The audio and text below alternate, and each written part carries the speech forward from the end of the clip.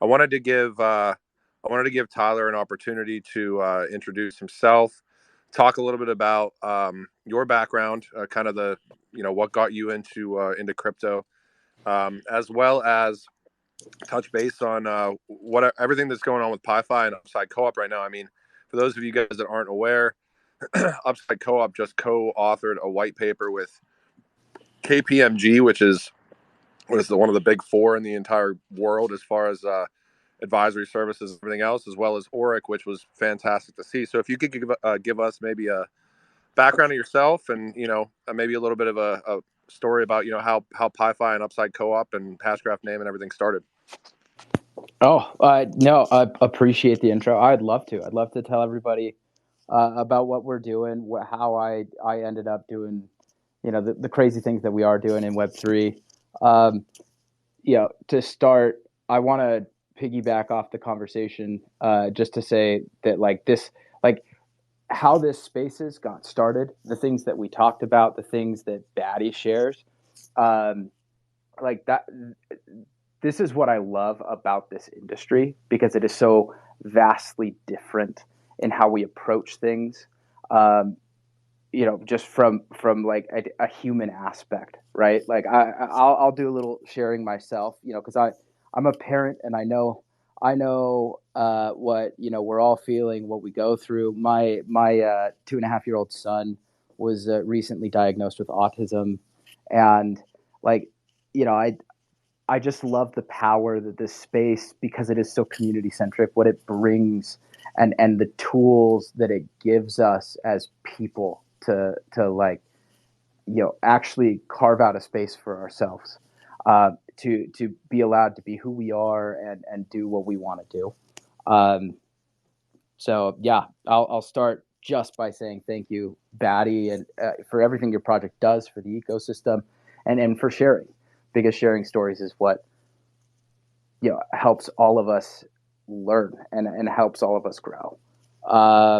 Cool. All right. I'll tell you about myself. So I'm Tyler. I'm founder at PiFi Upside Co-op.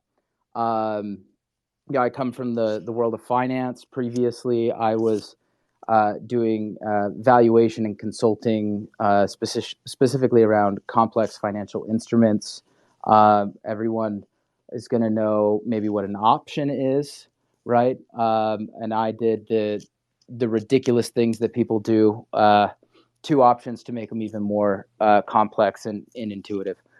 So exotic derivatives and things like that, complex capital structures.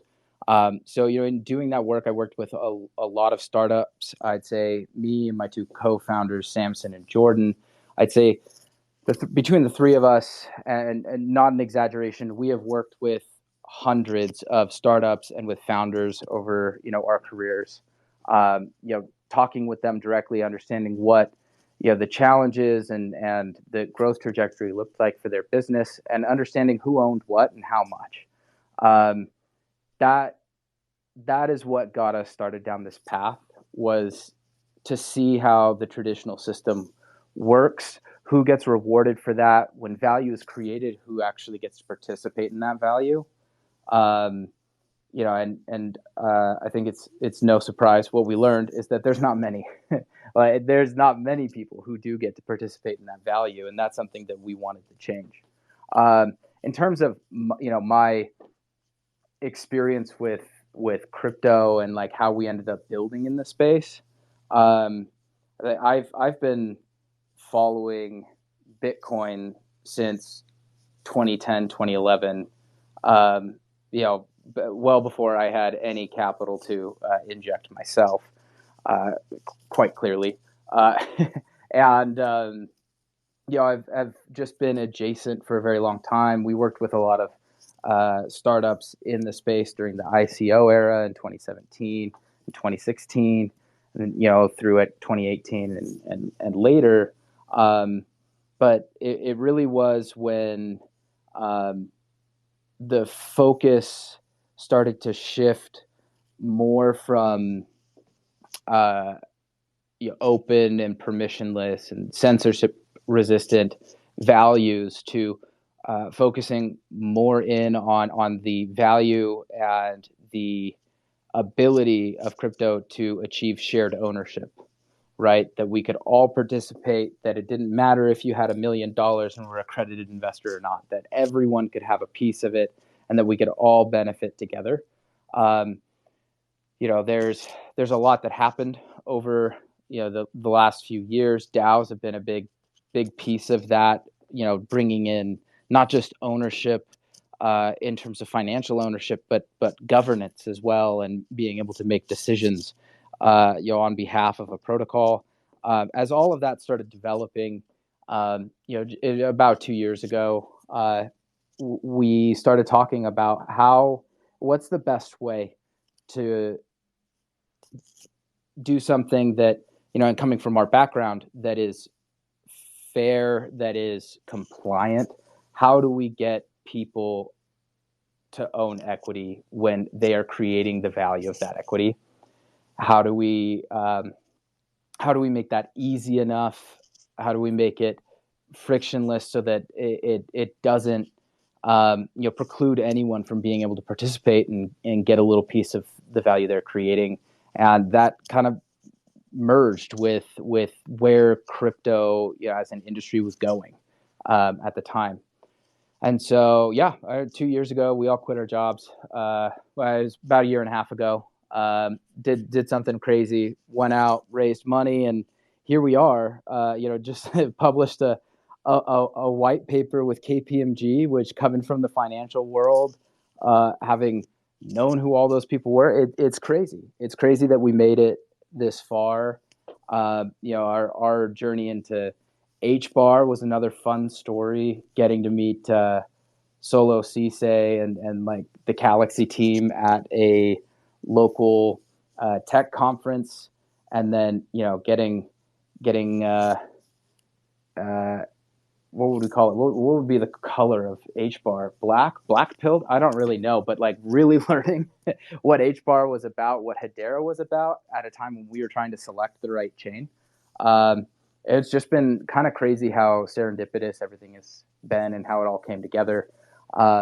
Because inherently what we're doing with Upside Co-op is we're creating an enterprise solution, something that is accessible to every company, something that extends well beyond DAOs or cryptocurrency itself, but allows, uses the tools and the mechanisms that we have to create legal, compliant, shared ownership across the board for any company in any industry. And it's fun to be here with everybody in the HBAR community, because that's what we're all about. We're actually about pragmatism and making something happen that's broadly applicable. Yeah, and I think touching base on like the co-op aspect, I know that the white paper that you guys published was extremely interesting, because I think you mentioned it. There's a lot of kind of aspects around, you hear DAO or decentralized, autonomous organizations, X, Y, and Z. And there's a lot of projects building with that kind of mindset as far as DAOs are concerned. But then I know if you dig into the weeds a little bit, there's also some potentially, regulatory concerns around DAOs and how they're launched, potentially, and what they represent as well.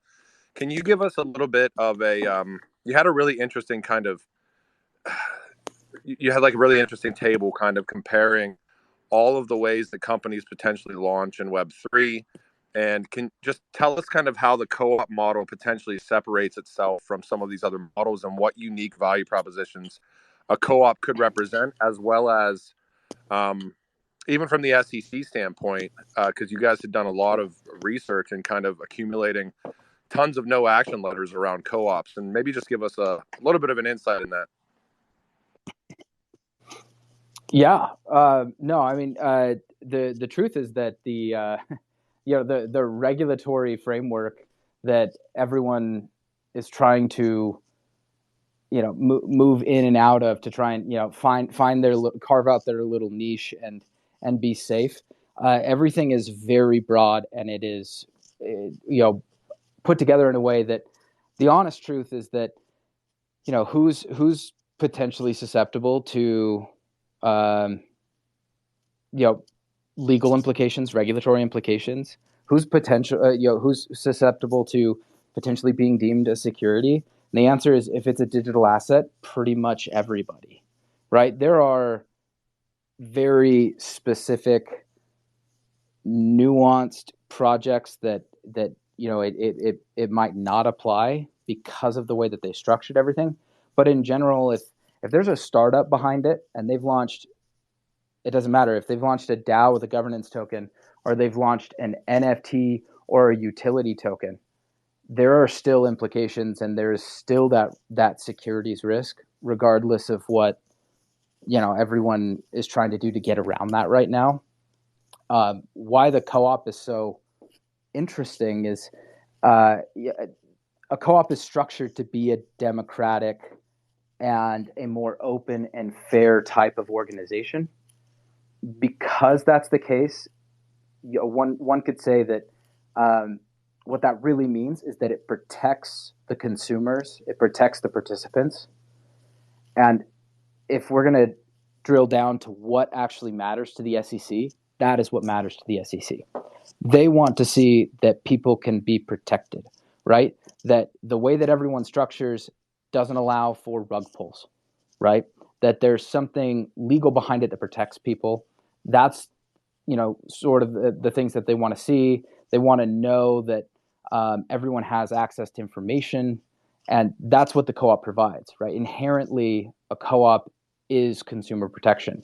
So, what that means is that the SEC over the last 50 years, and based off of a ton of case law, based off of many dozens of no action letters issued by the Division of Corporation Finance at the SEC, they do not believe that cooperative membership, cooperative ownership is considered a security, right? And so, in the paper, that's really what this all leads to, is that DAO, NFT, utility token, whatever it is, there is a lot of risk inherent in what we do in this space. And by bringing in the cooperative model, we can do two things, right? We can say, we can actually do shared ownership now in a compliant way, but also in a way that holds true to what the industry believes to be its ideals, right? Which is being open and fair, accessible, to be permissionless, and be censorship resistant. That is what a cooperative allows you to do, but within a legal structure, and therefore, it means that you can start experimenting like we're all doing, but to do it in the right way so that you're mitigating all of that potential risk. I hope that answers the question. Yeah, and I think it's also interesting, just due to the fact that you see so many kind of, and I've talked to Nate before, well, even offline, for some of the Genfinity stuff, and I had the chance to interview Nate before as well. And one of the things that was brought up is this model is not necessarily even only Hedera. I mean, it's a model that you could potentially use in a very agnostic way across multiple different ecosystems. So I guess the question I would have is, for you guys to potentially onboard projects that might want to pivot towards the co-op model, how important, based on how kind of on thin ice this entire space is consistently from a regulatory standpoint, is the due diligence that you guys do with who you're working with? What does that look like for people that may be interested, at least to get into a discussion with you guys around what, maybe them pivoting their model into a co-op model would look like? Yeah, well, I'd start off and just say, I don't even know if we necessarily need to look at it as a pivot, right? Honestly, what we're doing is we're just adding something to the existing structure that you've created, right? Whether or not you've done this unincorporated and therefore you want to formalize, that's an option. If you're already a C Corp or an LLC and a project, maybe you've been funded already by venture capitalists, whatever it is, you've already set up these structures, you've issued these digital tokens. When we step in, we're just adding something that isn't there right now, right? Right now, a token holder has no claim to the equity of the project that has issued the tokens, right? an example, if someone's trying to buy a sports team and they're selling NFTs saying, hey, we're going to buy a sports team together, that's not accurate, because someone has to, a legal entity or a person has to own that sports team. And they're using that money generated from the NFT sale to own, purchase it, but who owns it? The C Corp does, right? And the community doesn't actually own that. And so what we're doing, and why this is broadly applicable to any Web3 organization in any ecosystem, is that we're adding that layer of equity ownership that isn't there yet, right? And so it doesn't really require you to change a lot of things about your project. It doesn't really require essentially a pivot, right? It's just an addition. It's a layer of added value for the user, and a layer of added value in terms of mitigating risk. To that extent, what is the level of diligence that we do on projects that we work with? It isn't terribly in depth. We want to make something that's very accessible to everybody, but also because we're not really dealing with your digital assets, and so there's an area of separation here where what we're really doing is we're dealing with the equity of your company. So as long as you are a company, as long as you're not committing fraud, then there's a space for us to work together. And so, to that extent, we want to make sure that you are actually a company, right?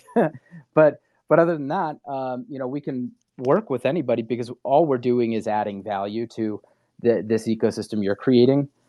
We're not really stepping in to make anything need to be changed.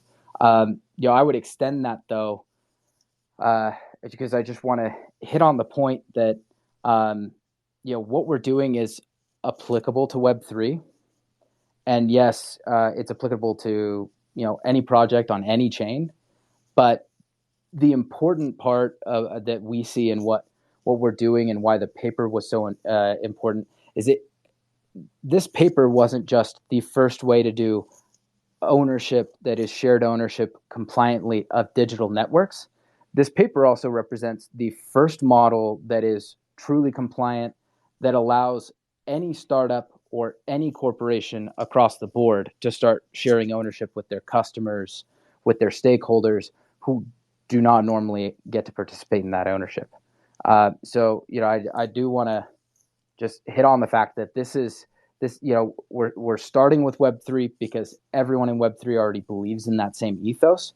But where and it turns out after the paper, we've been very surprised with the level of receptiveness that we've gotten in the traditional business space, in the traditional financial system, that this transition is actually happening much faster than we thought it would, and it is becoming something that is applicable across the board and not just in crypto. Yeah, I mean, I want to ask both of you guys about kind of what you guys are looking forward to in 2023, as far as Batty and the launch you guys have coming up, as well as you guys upside. Can you touch on that? And I totally forgot to even ask that, so I'm glad you brought it up.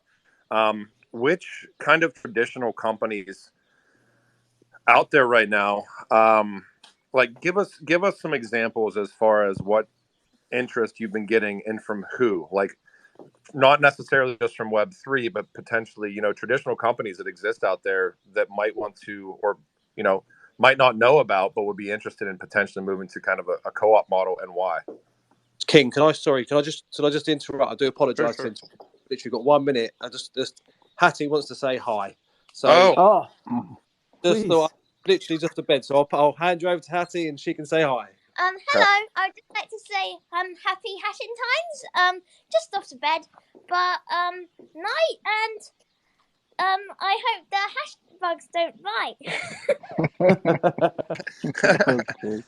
Good night, Hattie. Thank you so much for hopping on. It's always a pleasure to hear from you. Good night. I actually had a question in regarding what Solomon actually just said. I'm just curious, like, from the standpoint of like existing projects that would potentially want to get involved in something like this. If if there's like some information or anything that you could guide them to get involved in something like structuring their existing project into a co-op. And then also like if that's the case, if you're accepting those types of applications or not, and then also kind of if you are, would they have to change anything with what they're doing with maybe a token distribution or rewards or anything like that from an NFT project standpoint? Oh, yes. Okay. There's a few questions. So let's see if I remember all of them. Sorry. You're good. Starting from the top, yes, we are accepting applications. We are onboarding cohorts over the next couple of months. And, we definitely want to help the Hedera ecosystem as well. So any Hedera projects, please do reach out to us. The easiest way to get on the list is through the website, upside.coop. Top left corner, there's an interested button. You click that, fill out the form, and we'll get something scheduled to start talking. Otherwise, if you forget, can't find it, always feel free, reach out to me on Twitter. DMs are open. We'll have a chat. But yeah, aside from that, it is a lot easier than people think in terms of what a project actually has to do to get started and get onboarded, right? Why? Well, that's because we have made it as simple as possible. We take on the complexities ourselves. So the way it really works is you don't have to set up your own co-op, right? Like within the paper, we talk about how this works in setting up a co-op, integrating it with the structure and everything like that. But the beauty of doing what we're doing is that we are the co-op. You just integrate us as the co-op, right? And then as your community becomes members of our co-op, they get to participate in your ownership. And that is, again, limited just around you and your community, right? So we get to be, as the co-op, manage this shared ownership for any project and their communities.